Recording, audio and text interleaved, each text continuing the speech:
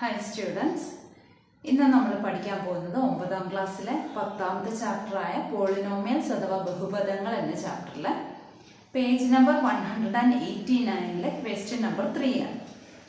Question ഇതാണ്: consider all rectangles that can be made with a rope of length 1 metre.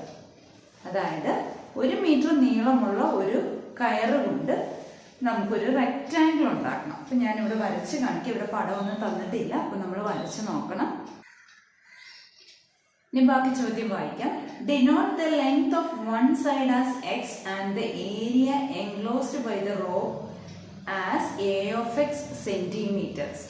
ഇവിടെ length of the റോപ്പിന്റെ നീളം അഥവാ കയറിന്റെ നീളം, length of the rope 1 metre ആണ് തന്നിരിക്കുന്നത്.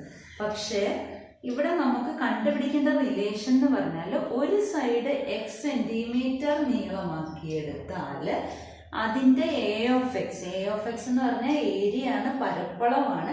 ഉള്ളിലുള്ള പരപ്പളവ് എ ഓഫ് എക്സ് സ്ക്വയർ സെന്റിമീറ്ററും ആണെങ്കിൽ എക്സും എ ഓഫ് എക്സും, അതായത് വശത്തിന്റെ നീളവും പരപ്പളവും തമ്മിലുള്ള ബന്ധമാണ് നമുക്ക് ആദ്യം ചോദിച്ചിരിക്കുന്നത്. ഇവിടെ ലെങ്ത് ഓഫ് ദ റോപ്പ് അഥവാ കയറിന്റെ നീളം തന്നിരിക്കുന്നത് മീറ്ററിലും വശത്തിന്റെ നീളം തന്നിരിക്കുന്നത് സെന്റിമീറ്ററിലും. അപ്പൊ ഈ 1 മീറ്റർ എന്ന് പറയുന്നത് നമുക്കറിയാമല്ലോ 100 സെന്റിമീറ്റർ ആണ്. എങ്കിലല്ലേ ഉള്ളു വശം ഇവിടെ സെന്റിമീറ്ററിലാണ് കിടക്കുന്നത്. അപ്പൊ നമ്മൾ ഈ മീറ്ററിനെയും സെന്റിമീറ്ററിലാക്കണം. ഇനി ഈ length of the rope 1 metre, അതായത് 100 സെന്റിമീറ്റർ ഉള്ള റോപ്പ് കയറുകൊണ്ടാണ് ഇത് ഉണ്ടാക്കിയിരിക്കുന്നത്. അതായത് ഈ ചതുരത്തിന്റെ ചുറ്റളവ് അഥവാ പെരിമീറ്റർ ആണല്ലോ 100 സെന്റിമീറ്റർ. ഇനി പെരിമീറ്റർ അഥവാ ചുറ്റളവ് കാണാനുള്ള സമവാക്യം എന്താ? Equal to 2 times L plus B.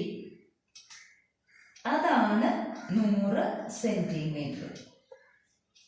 ചുറ്റളവാണ് 100 centimetre. ഇനി നമ്മൾ ഇതിനെ എക്സ് എന്ന് എടുത്തു, ഇതിനെ വൈ സെന്റിമീറ്റർ എന്ന് ഞാൻ എടുക്കുകയാണ്. അങ്ങനെ ആകുമ്പോൾ ഇതിന്റെ ചുറ്റളവ് എന്ന് പറയുന്നത് 2 എക്സും 2 വൈയും കൂടെ കൂട്ടുന്നതല്ലേ. 2 ടൈംസ് എക്സ് പ്ലസ് വൈ ആണല്ലോ 100. ഇനി അതായത് എക്സ് പ്ലസ് വൈ എന്തായിരിക്കും? 100ന്റെ പകുതി 50 സെന്റിമീറ്റർ ആയിരിക്കും. ഇനി നമുക്ക് എന്താ വേണ്ടത്? പരപ്പളവ് അഥവാ ഏരിയ. ഏരിയയും ഈ സൈഡ് ലെങ്ത്തും കൂടെ തമ്മിലാണ് ബന്ധം വേണ്ടത്. അപ്പൊ ഇവിടെ വൈയുടെ കാര്യം നമ്മൾ ഇട്ടതാണ്. അപ്പൊ വൈ എങ്ങനെ എഴുതാം? വൈ 50 മൈനസ് എക്സ് എന്ന് എഴുതാമല്ലോ. അപ്പൊ ഈ വൈ സെന്റിമീറ്ററിന് പകരം നമുക്ക് 50 മൈനസ് എക്സ് സെന്റിമീറ്റർ എന്ന് എഴുതാമല്ലോ. അങ്ങനെയാണെങ്കിൽ ഏരിയ അഥവാ പരപ്പളവ് നമുക്കൊന്ന് കണ്ടുപിടിച്ച് നോക്കാം. ഏരിയ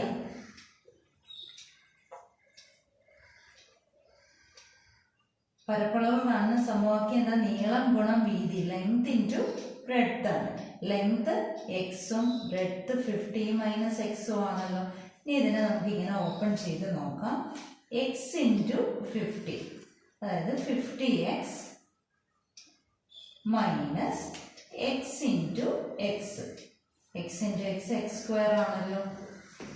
ഇതാണ് ഏരിയ അഥവാ പരപ്പളവ്. ഏരിയയെ എങ്ങനെയാണ് ഇവിടെ റെപ്രസെന്റ് ചെയ്യേണ്ടത്? A of X. അപ്പം ഏരിയ എ ഓഫ് എക്സും എക്സും തമ്മിലുള്ള ബന്ധം എഴുതിയല്ലോ. ഇതാണ് നമ്മളോട് ഒന്നാമത് ചോദിച്ചിരിക്കുന്നത്. ഇനി നമുക്ക് രണ്ടാമത്തതിലേക്ക് പോകാം. Why are A of 10 and A of 40 the same number. അതായത് എക്സിന് 10 ഇട്ട് കൊടുക്കണം, പിന്നെ 40 ഇട്ട് കൊടുക്കണം. ഇതിന്റെ രണ്ടിന്റെയും വിലകൾ തുല്യമായിട്ട് കിട്ടും. അത് എന്തുകൊണ്ടാണെന്നാണ് ചോദിച്ചിരിക്കുന്നത്. എ ഓഫ് എക്സ് എന്ന് പറയുന്നത് 50x മൈനസ് എക്സ് സ്ക്വയർ ആയിരുന്നല്ലോ. അപ്പൊ എ ഓഫ് 10 കണ്ടുപിടിക്കാം. അതായത് എക്സിന് 10 ഇട്ട് കൊടുക്കുക. അപ്പോൾ 50 into 10 minus 10 square. 5 ones are 5, 2 0 ഇടുക. മൈനസ് 10 സ്ക്വയർ എന്ന് പറയുന്നത് 100. 500 മൈനസ് 100 400 എന്ന് കിട്ടി. ഇനി എ ഓഫ് 40 നമുക്ക് കണ്ടുപിടിച്ച് നോക്കാം. അതായത് എക്സിന് 40 ഇട്ട് കൊടുക്കുക. അപ്പോൾ 50 into 40 minus 40 square. 5 4s are 20 ആണ്. പിന്നെ 2 0 ഉണ്ട്. Minus 4 square 16, 2 0. 2000 1600 പോകുമ്പോൾ 400 കിട്ടി. ഇവിടെ നമുക്ക് എന്തെഴുതാം? എ ഓഫ് 10ഉം എ ഓഫ് 40ഉം തുല്യമാണെന്ന് എഴുതാം. ഇനി എന്തുകൊണ്ടാണ് ഇതിങ്ങനെ തുല്യമായത് എന്നാണ് നമ്മളോട് ചോദിച്ചിരിക്കുന്നത്. അതായത് നമ്മുടെ റെക്റ്റാങ്കിളിൽ ഒരു സൈഡ് എക്സും ഒരു സൈഡ് 50 മൈനസ് എക്സും ആയിരുന്നല്ലോ. അപ്പോൾ ഇത് അതായത് തുല്യമല്ലാത്ത രണ്ട് വശങ്ങൾ കൂട്ടുമ്പം എത്ര കിട്ടണം? 50 കിട്ടണം. അതായത് x plus y equal to, ഞാൻ വൈ ആയിട്ടാണ് 50 മൈനസ് എക്സിനെ എടുത്തത്, എക്സ് പ്ലസ് വൈ 50 ആയിട്ട് കിട്ടണം. അപ്പോൾ ഇവിടെ 10ഉം 40ഉമാണ് എടുത്തത്. അപ്പോൾ ഒരു വശം 10ഉം മറ്റേ വശം 40ഉം എടുത്താലും, അല്ല ആദ്യത്തെ വശം 40 എടുത്താലും രണ്ടാമത്തെ വശം 10 എടുത്താലും ഈ ഏരിയകൾ തുല്യമായിരിക്കും. ഇനി അതിന് പകരം 20ഉം 30ഉം എടുക്കാമല്ലോ. 20ഉം 30ഉം എടുത്താലും 50 ആണല്ലോ. 25 എടുക്കാമല്ല, 25 സ്ക്വയർ ആയിപ്പോൾ ഇവിടെ റെക്റ്റാങ്കിൾ ആണ് പറഞ്ഞിരിക്കുന്നത്. അല്ലെങ്കിൽ 15ഉം 35ഉം എടുക്കാം. ഇങ്ങനെയൊക്കെ എടുത്തു കഴിഞ്ഞാലും ആൻസർ സെയിം ആയിട്ടേ കിട്ടത്തുള്ളൂ. അപ്പം sum of the unequal sides should be 50. അങ്ങനെ എഴുതിയാൽ മതി. Sum of the unequal sides should be 50. ഇതാണ് മൂന്നാമത്തെ ആൻസർ. തുല്യമല്ലാത്ത രണ്ട് വശങ്ങളുടെ തുക 50 ആയിരിക്കണം.